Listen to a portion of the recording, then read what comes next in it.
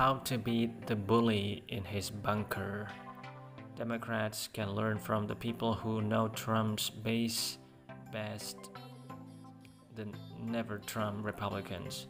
We are at the precipice, the us versus him moment, the people, protected by a military that is more faithful to the Constitution they have sworn to uphold than is their commander-in-chief.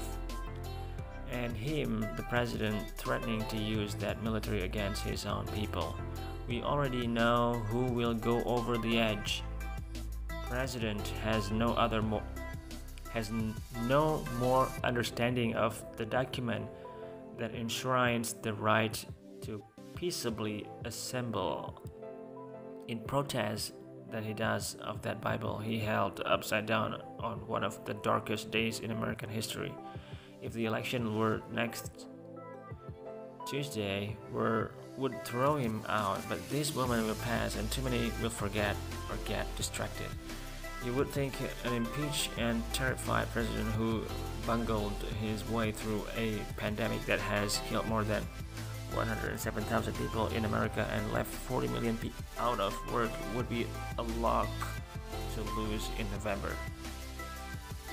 But don't fool yourself, it will not be easy to remove this awful man. As nice as it was to hear Joe Biden sound like a president this week, it is going to take a heavy, hard, and persistent pounding of Trump to oust him.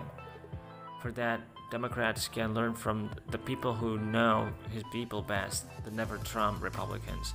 Washington transformed into a war zone for this coward.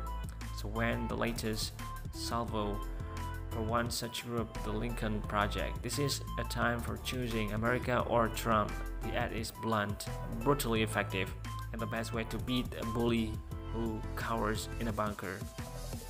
Trump is on the ropes. He's always been unpopular, but this spring he's testing the lows. That wall he promised to build is finally going up around the White House.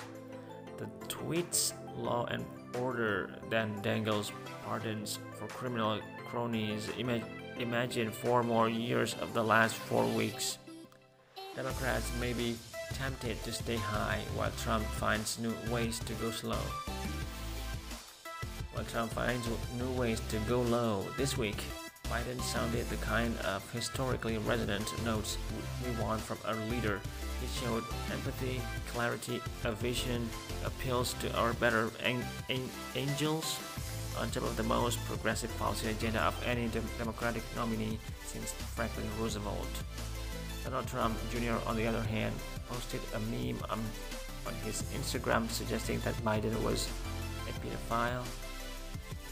The campaign has bought Facebook ads implying that Biden is senile and demented. Don't be surprised if Trump blames Biden for the car accident that killed Biden's wife and child. Nice ain't going to cut it against a gangster presidency. There is no bottom in the basement of this White House, and nobody knows this better than the Republicans who refuse to follow a tyrant.